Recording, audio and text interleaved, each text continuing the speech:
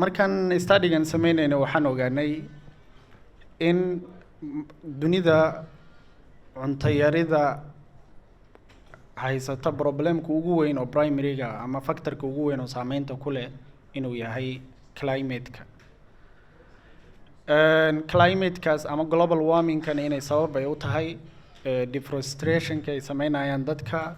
carbon emissions-ka lagu sii deynayo hawada, iyo magaalooyinkii la isticmaalayay oo batay.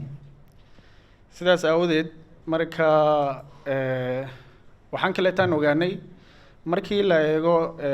global temperature-ga intuu kor u kacay waa intii u dhaxaysay 2011 ilaa 2020 1.1 degree centigrade ayuu kor u kacay, halka markii loo barbar dhigo industrialized industry age xilligii loo bixiyay ee kasoo bilaabanaysa 1850 ilaa 1900 oo yani mataqaanaayay intii uu kacay ay ka yareed markii loo barbar dhigay intuu halahan uu kacay. sidaas aawadeed waxa ay cadeynaysaa marka problemka hadirtaan oo global warming-ka ku hayo food security-ga caalamka. picture-kan waxa waaye waa Soomaaliya oo mapkeedii Soomaaliya heer kulkeeda siduu yahay iyo meelaha siday u kala duwan yihiin. waa average temperature map. average temperature mapka waxa waaye green-ka oo tiqda ah ama mataqaana cagaarka xoogan waa inta 27 ilaa 29 u dhaxayso waa green xoogan, 29 heerkulka markuu u dhaxeeyo ilaa 30 ama 31 waa green oo mataqaana light ah, yani yellow-ga waa sidaas oo maxaa la dhahay 30 ilaa inta u dhaxayso 32 mataqaana guduud xigeenka waa 32 ilaa 34 kuleelka inta u dhaxeeyo. markii oo meelaha ugu kulul oo aadka red-ka u ah ama guduudka u ahna waxa waaye waa 34 ilaa 35 inta u dhaxayso. marka mapkan wuxuu na siinayaa yani sida global warming-ka gaar ahaan Soomaaliya sida uu saameynayo mataqaana heerkulka dhulka sida uu kulul yahay, sida uu kala gulul yahay, regions-ka waa ka dhax garan kartaa. marka haddaan horey hanfar male dhulkeeni iyo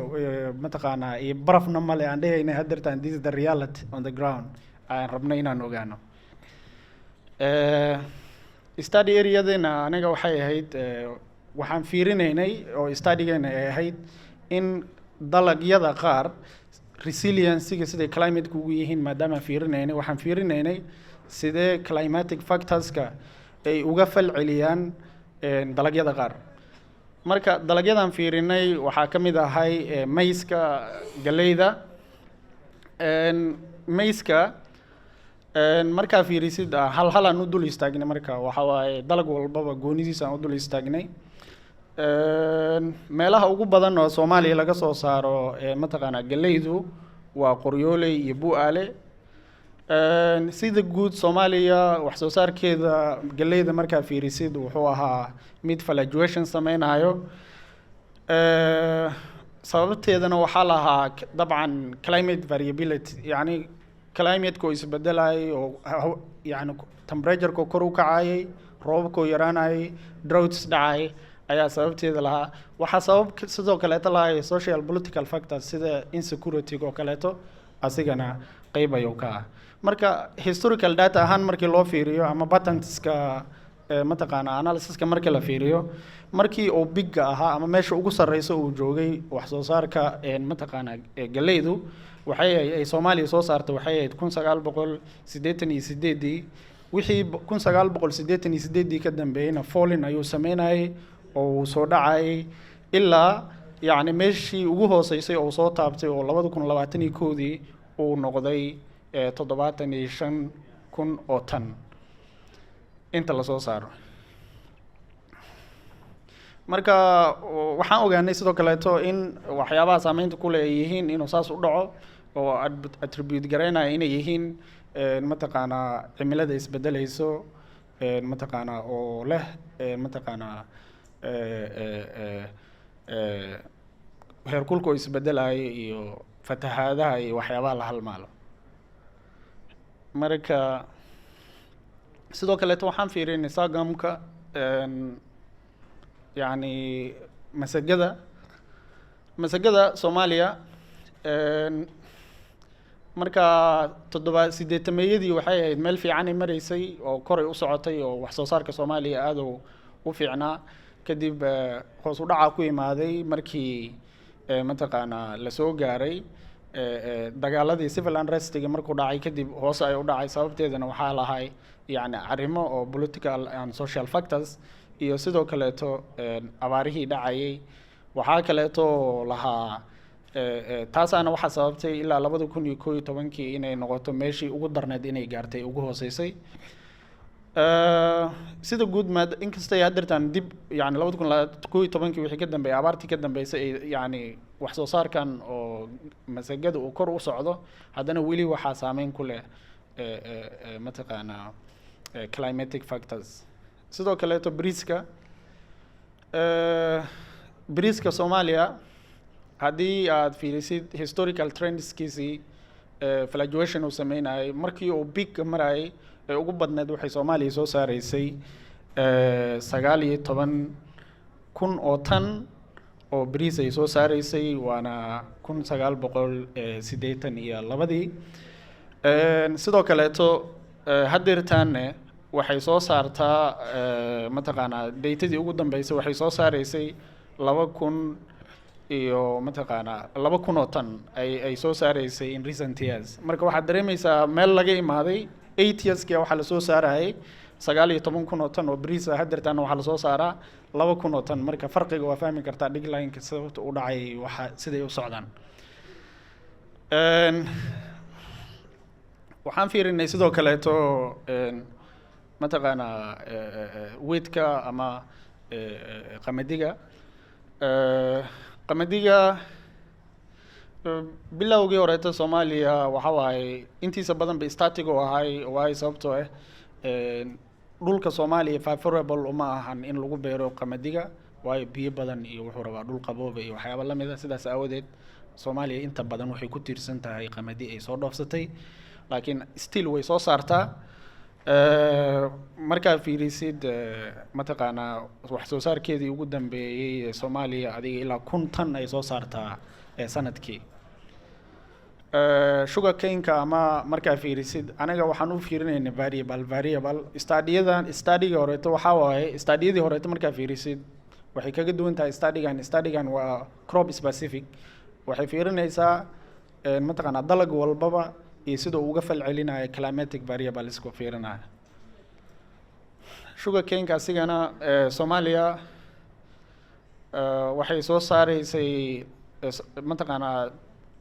3 decades-kii ugu dambeeyay waxay soo saartay 200,000 oo tan ay soo saartay sugar cane-ka marka waxa waaye ilaa 2021 wuxuu ahaa dalaga ugu badan ee Soomaaliya ay soo saarto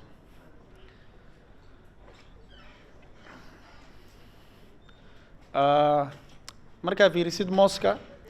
mooska Soomaaliya wuxuu big ka ahay 700 waayo waana sababta Soomaaliya 800 700 marka fiirisid waa xiliyadii waxa ugu badan oo dalagyada ugu badan ay Soomaaliya soo saareysay sababtuna waxa waaye in yani some studies ay u dhahayaan Soomaaliya food security ay gaartay food sufficiency ay gaartay 80s-ki to 70s-ki intii u dhaxaysay marka mooska asigana sidaas oo kaleeto wuxuu ahaa climatic vulnerable uu yahay oo waa saameynayeen at the same time xilligii big oo ahay waxay ahayd 1970-kii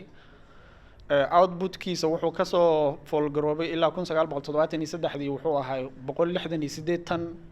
halka 2021-dii inta uu soo saaray ay ahayd 23,500 oo tan marka farqiga u dhaxeeya waa fahmi kartaan intaasna waxa saameynta ku leh waxa waaye climatic factors iyo waxa sidoo kale saameyn ku lahaa mataqaana waxa saameyn ku lahaa civil unrest digirta sidoo kaleeto ayadana xiliyadii mataqaana 700-dii ayadana meel fiican ay mareysay ilaa ayadana uu ku soo dhaco hoos u dhaca uu ku dhaco ilaa 2020 laga imaado waxaana sababteeda lahaa in hoos u dhaca uu ku dhaco droughtska iyo variable-ka oo weather warming-ka ama global warming-ka saameyn ku yeeshay ilaa beanska markaa fiirisid waxa waa production-keeda 2021 wuxuu soo gaaray 26,000 oo tan marka crop resilience ongoing marka waa hore u soconayna study objective-ka waxa waaye study-gan objective-ka laga lahay waxay ahayd in la ogaado horta mataqaanaa crop specific sidoo uga falceliya climatic factors-ka cropska lagu baaray study-gan waxa waaye intaas meesha ku qoran waa galeyda waa masagada waa bariiska waa mataqaanaa wheatka ama qamadiga sugar cane-ka oo all the way marka waxaan isticmaalay time series data ah oo ku kaydsan website-yada caalamiga ah oo la aqoonsan yahay data-da aan isticmaalnay oo study-gan ay ku base garaysan tahay waxaa kasoo bilaabanaysaa 1991 ilaa mataqaanaa 2019 study-gan waxay isticmaashay climatic variables-ka isticmaashay waxay ahayd roobka sidoo u saameeya dalagyadan kala duwan waxaan kaleetoon fiirinay sidoo temperature-ka isbedelayo u saameeya waxaan kaleetoon fiirinay greenhouse gas emission-ka soo u saameeya on crop output yani dalagyadan sidoo u saameeya study-ga waxa waaye waxay provide garaysay recommendations oo mataqaanaayay aimkeeda ama objective-keeda waxaa ka mid ahayd inay provide garayso ama ay bixiso talooyin ku aadan cropskan sidii loo horumari lahay wax soo saarka sidii hore loogu qaadi lahay maadaama waddan walba oo soo koraya dhaqaalihiisa uu ku tiirsan yahay agricultural factors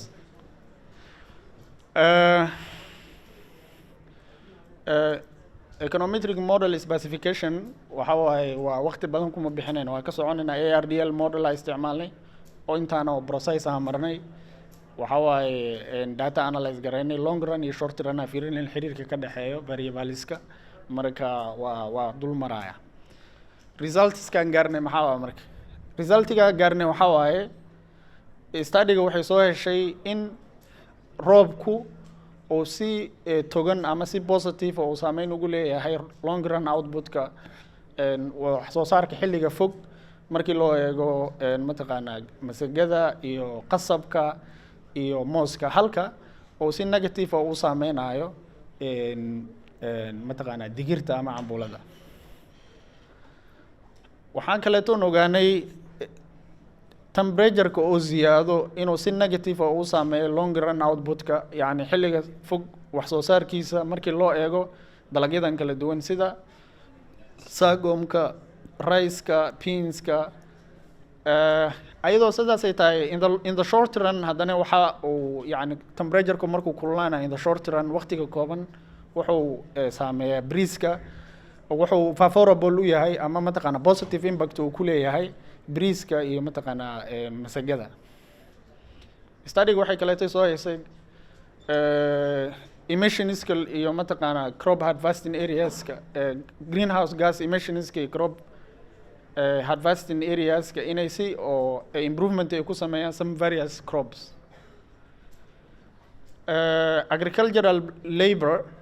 waxa waaye si positive ama si toganayo wuxuu u saameeyaa banaanayaal halka in the long run oo yani mataqaanaa oo iyo short run ba uu reduce gareeyo ama uu yareeyo markii loo eego result-gan soo yarna wuxuu sheegayaa in galeyda mataqaanaa masagada